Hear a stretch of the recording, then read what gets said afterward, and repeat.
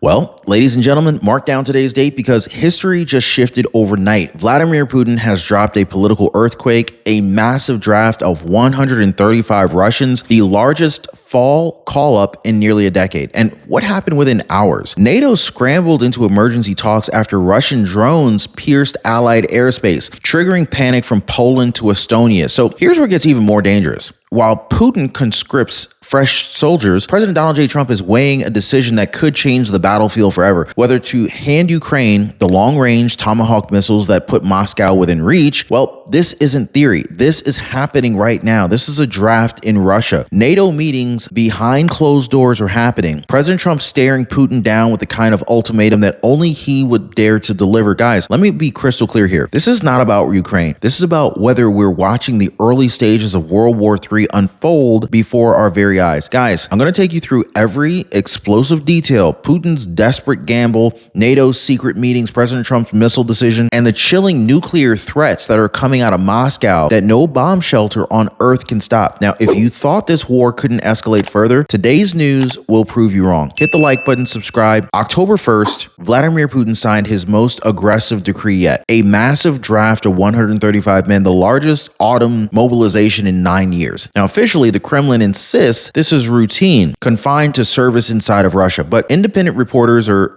already exposing the truth. Many of these 18 to 30-year-old recruits are being pressured to sign contracts that lead them directly into Ukraine's battlefields. This is not symbolic. This is Putin trying to plug gaping holes in a war machine that's bleeding out. Remember Russia's conscription? It runs spring and fall. Now, this year's autumn numbers dwarf previous cycles. Why? Because the casualties are staggering, and yet the Russian government keeps telling its people, oh, don't worry, you won't be sent to war. Do you believe that? Or do you believe the young men drafted today will be the ones that are filling the front lines tomorrow? Now, this isn't strength, this is desperation. Russia has lost so many troops in Ukraine, they're now scrambling for bodies. Not strategy. Remember 2022 when Putin's partial mobilization triggered mass protests and a stampede of over 261,000 men fleeing Russia rather than fight? That was the first mobilization since World War II, and the people revolted. Now he's doing it again, but on a much larger scale, and even floating legislation to make conscription year-round. Now imagine living in a country where the draft never ends, where at any moment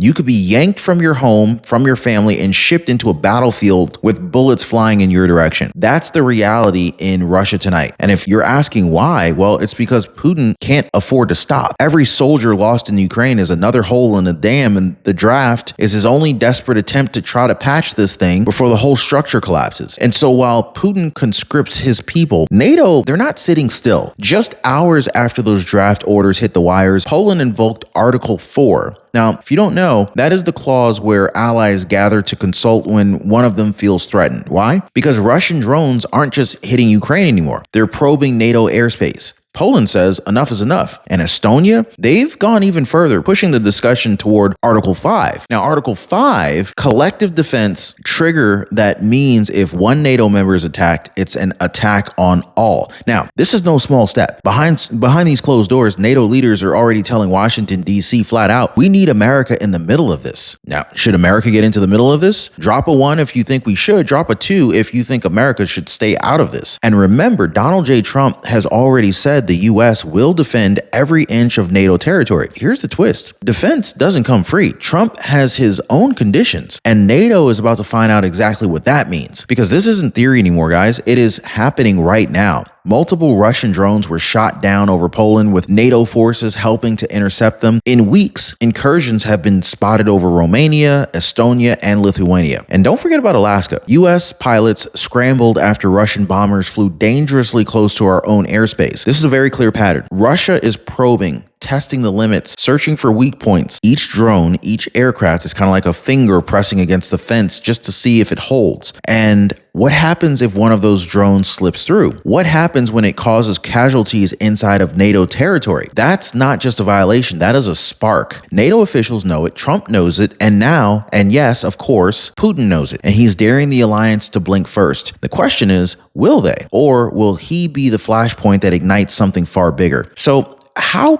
confident are you that your Medicare plan will actually be there when you need it the most? Now, most people say, I think it'll be fine, but fine isn't good enough when it comes to your health. This is why I partner with Chapter, because they give you real Medicare clarity so that you can stop guessing and actually start knowing. Now, Leslie, she went from fine, it's probably just fine, to saving $1,000 on her Medicare plan. Sharon, she went from, I don't know, to feeling secure again. So let me ask you, do you want to live with guesswork or do what most people already are and know for sure? Now, most people are already dialing the phone number right there on the bottom of your screen, or they're visiting askchapter.org/Ron. That telephone number is 909-563-8279. And tell my friends at Chapter Ron says hello. So now, Donald J. Trump, he's not playing politics as usual. He's actually setting ultimatums. He's already told NATO leaders in no uncertain terms, America will defend every inch of allied territory, but the gravy train ends here. So if NATO wants protection, they must stop buying Russian oil. Now think about that. Trump is essentially saying, you can't fund the war machine that you're asking us to fight against. That's a brutal truth that Europe doesn't want to hear about. You see, their economies are addicted to Russian energy and Putin knows it. Trump is using that dependence as leverage. He's flipping NATO's weakness into America's bargaining chip. And it's working because all of a sudden those energy meetings, those emergency meetings aren't just about Russian drones. They're about survival without Russian fuel. Now, Trump's ultimatum isn't just strategy. It's a test of loyalty. The question is, will NATO fall in line or will they keep paying Putin while begging Trump for protection? Now, here's where the stakes skyrocket. J.D. Vance confirmed that President Trump is seriously weighing Ukraine's request for Tomahawk cruise missiles. These aren't just any weapons. These are long-range, precision-guided systems that can strike targets over 1,500 miles away. Now, from Kiev, that puts Moscow itself in range. Tomahawks can be launched from ships, submarines, or land, and they can carry conventional or nuclear payloads. Now, think about what that means. If Trump gives the green light, Ukraine won't just be defending its borders. It could take the fight directly into Russia's heartland. Vladimir Zelensky, he knows this, and this is why he's pushing hard. And while the White House hasn't announced a final decision, even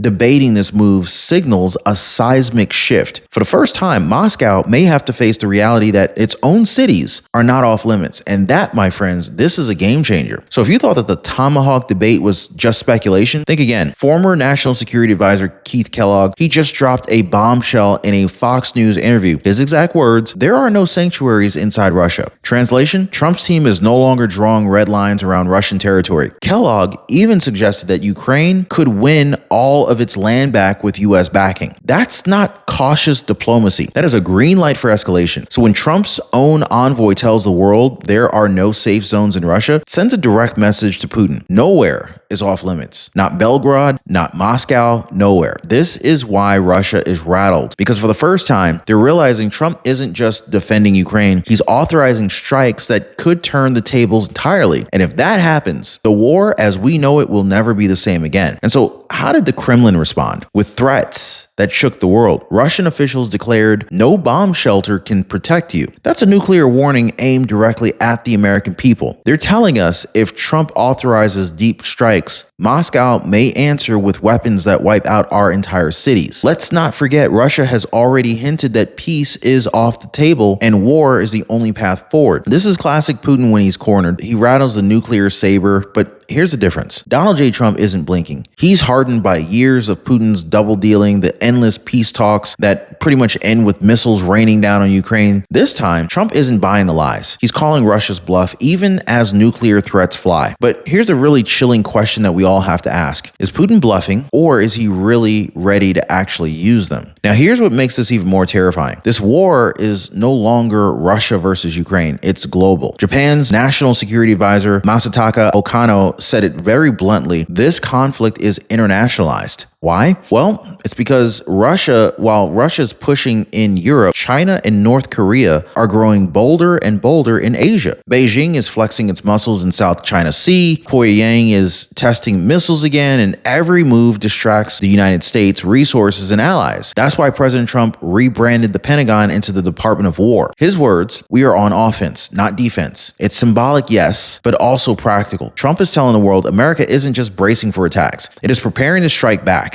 Think about that. 3 continents, multiple flashpoints, nuclear threats hanging overhead. When Trump calls it a global conflict, oh, it's not exaggeration. It's the stark reality of October 2025. So now we need to talk about what's happening today. This very moment, the Pentagon is holding one of the most secretive meetings in modern U.S. history. Let's just put it bluntly. Nearly 800 generals and admirals have been summoned by War Secretary Hegseth. The agenda? Nobody knows exactly. Speculation ranges anywhere from homeland defense strategies to drafting scenarios to direct war planning with NATO. The timing is no accident. Putin's draft was October 1st, and on October 2nd, America gathers its top brass. Coincidence? Not likely. Sources say Trump will address these leaders personally, outlining a new national defense strategy that prioritizes protecting the U.S. mainland. That means our power grids, our ports, our skies, all front and center. Now, the secrecy is what's fueling the panic. What is really being discussed and decided behind those closed doors? How much longer until the American public finds out what comes next? Now, every time Russia pulls the draft card, Americans ask the same haunting questions. Could it happen here in America? Well, truth is, the Selective Secret Service System, actually, I think it's just a Selective Service System. It has been in place for decades. Every U.S. male citizen and immigrant between 18 and 25 years old must register. Fail to do so, and you're facing a $250,000 fine, 5 years in prison, and loss of federal benefits. If a draft were triggered, the first step would be Congress authorizing it. Then comes the lottery. 20-year-olds called first, then 21 through 25. Then 19, then 18. Within 193 days, the first inductees would be delivered to the military. Some would serve in combat, others could apply for deferments or conscientious objector status. But make no mistake, if America enters all-out war, this system is designed to activate in months, not years. And tonight, today, whenever you happen to be watching the show, with Russia escalating, that possibility feels closer than ever. And so let's not sugarcoat this. NATO allies, they're panicking. Poland, Estonia, Lithuania, Romania, they've all seen Russian drones probing their skies. Civilians in Kiev are living under constant bombardment with hospitals and apartments turned into targets. Ukraine is practically begging for more Patriot missiles defense systems just to keep their skies open. And here's the kicker. This isn't just about defending Ukraine. NATO knows that every drone shot down over Poland, every missile fired near Romania is a test run for Europe itself. If Ukraine falls, the front line moves west. That's why NATO leaders are pleading for U.S. leadership, because without America, they know that they're exposed. The mood across Europe right now, oh, it's fear. Fear that Putin's draft means fresh offenses. Fear that Trump's missile decision could trigger retaliation, and fear that NATO is one misstep away from facing Russia head on. Now, if you've been following President Trump's position on Ukraine, you've seen a shift that's hard to ignore. At first, he was skeptical. Why pour billions of dollars into a war half a world away? But after endless broken promises from Putin and relentless drone strikes, Trump's patience snapped. Just last week, he declared Ukraine could win all of its land back in its original form. That's not caution, that is confidence. He even called Russia a paper tiger, mocking their ability to seize Kiev or Odessa despite burning through mountains of ammunition and manpower. Trump's tone has gone from hesitant to resolute. If Ukraine fights, America will give them the tools to finish the job. And this challenge is rattling the Kremlin, because when Trump draws a line, he doesn't erase that line the next morning. Putin knows that. That's why Russia is lashing out even harder right now. So where does this leave us? I think it leaves us on the knife's edge between escalation and de-escalation. Analysts at the Atlantic Council have already surveyed global leaders, and the results are sobering. A majority expect either Russia or China to trigger a major war within the next decade. 2/3 predict nuclear weapons could be used. Nearly the same number believe space itself could become a battlefield. And the public, well, we're just as divided. Online, you see it everywhere. Some people typing war in the comments, other people clinging to peace. The anxiety is palpable,